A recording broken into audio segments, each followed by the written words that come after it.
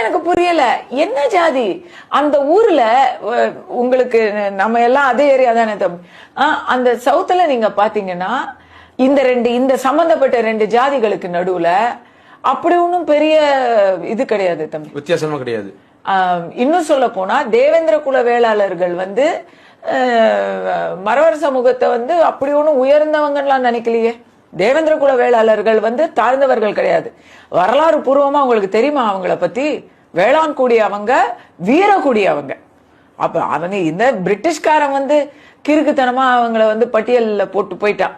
அவங்களுக்கு நாயக்க மன்னர்கள் படையெடுத்து வரும்பொழுது இவங்கெல்லாம் பாண்டிய மன்னனுடைய சேனையில தங்களுடைய நிலத்தை கொடுத்து ஆதரவை கொடுத்து கையில இது கட்டெருவா அப்புறம் அந்த கம்பு கட்டெருவா எல்லாம் எடுத்துட்டு போய் அப்படியெல்லாம் சண்டை போட்டவங்க. அவங்களுடைய எல்லா சொத்தையும் போருக்காக கொடுத்தவங்க. அதெல்லாம் போர்ல பறிமுதல் பண்ணிடுறாங்க. ஏன்னா அவங்க தோத்துட்டாங்க. அப்போ போர்ல பறிமுதல் பண்ணப்பட்டதுனால அவங்க தங்களுடைய அந்தஸ்தை இழந்து வாழ்க்கை முறையை இழந்து ஒரு தலைமுறையிலேயே நீங்க பொருளாதாரமா எடுத்தீங்கன்னா பணக்காரனா இருந்தா பணக்காரன் பல தலைமுறைகள் பணம் இருந்தாதான் நீங்க ஒரு டோட்டலா உயர்வா மாறுவீங்க. அர்ப்பனுக்கு வாழ்வு அப்படின்னு சொல்லுவாங்க. சோ பணக்கார ஒரு தலைமுறை பணத்துல நீங்க உங்களுடைய நடை உடை பாவனை யோசனை இதெல்லாம் மாறுறது அரிது. ஆனா ஒரே தலைமுறையில நீங்க கஷ்டப்பட்டீங்கன்னா அதெல்லாம் போயிடும். கண்டிப்பா வாழ்ந்து கட்ட குடும்பம் படிப்பு போயிரும்.